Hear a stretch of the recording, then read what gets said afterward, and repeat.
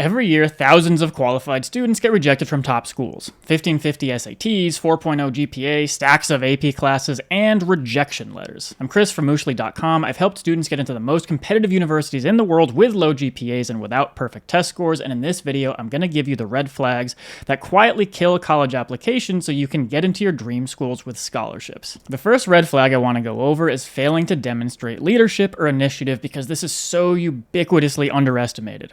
If your extracurricular activities look like, I was a member of the robotics club, and I participated in the math club, and I went to karate practice, and I volunteered at the animal shelter, you'll have a weaker application than an applicant who highlights drive and results. Top colleges aren't impressed by participation, and you want to demonstrate a consistent history of being a self-starter who created opportunities. And sometimes I'll encounter students who think that having more clubs on their activities list is impressive, so they'll put 10 unrelated clubs on their application thinking that quantity trumps substance. But top colleges aren't looking for quantity. You participated in the Model UN, great. So did 1,000 other applicants. Instead, present evidence that you made something better, or made something new, or took a risk. Admissions officers want to know that you will contribute to campus without them chasing you down and telling you what to do.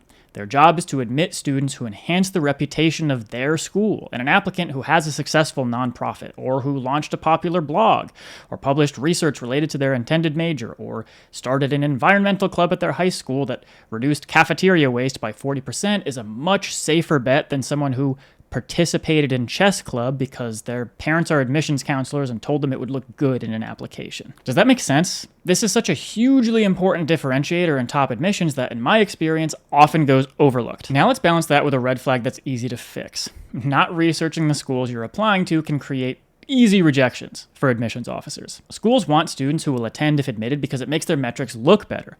It's part of the reason that demonstrated interest can be important. So if you write about wanting to attend a school with a strong football culture in the Why Us essay and the school doesn't have a football team, that's a bit of a problem. Conversely, everyone praises the strength of the school's professors, the beautiful campus, and strong alumni network. I encourage you to research real details, then connect it to you. Are there any professors you're excited to learn from? Are there specific or unique majors or classes you want to explore? What about study abroad? Don't think you can get away with copying and pasting supplemental essays without anyone noticing. Try to include specifics that make sense in the context of your application. The next red flag is lacking a cohesive narrative across your application. You say you want to be a computer science major, but your activities are basketball, student council, and community theater, and your essay is about climate change. Maybe your recommender wrote about how passionate you are about psychology. If your application is scattered, you're harder to advocate for. Admissions officers are reading quickly to identify patterns, clarity, and purpose. The strongest applications have one through line that differentiates the student, and everything is built around that. Your activities, your essays, your supplements, even your rec letters. Speaking of, students with bad recommendation letters will lose spots to students with great letters. And you really want to ensure as much as you can that your recommender is aligned with your application narrative and long-term goals. I encourage you to consider your relationship with the recommender. Is this someone who cares about your future, knows your work ethic, your values, and can and will advocate strongly on your behalf? If not, why are you asking them?